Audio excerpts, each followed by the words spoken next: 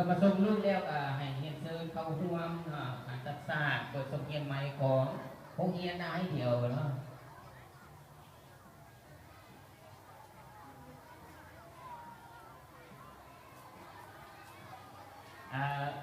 สำหรับผู้ปกครองที่เข้าร่วมการเปิดโรงเรียนใหม่นี้ก็ขอให้ประชาสัมพันธ์แล้วยืนเรียนแถวเนาะให้เป็นแถวเนาะสำหรับผู้ปกครองเนาะที่เข้ามาร่วมในการเปิดโรงเรียนใหม่นี้เนาะ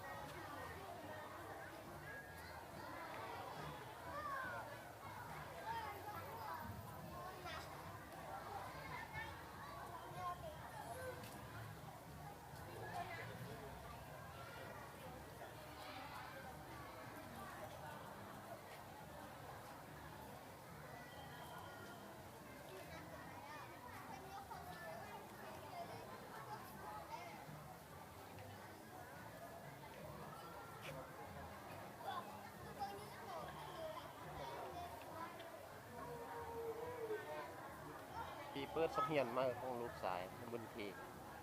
นานะหานาให้เดียว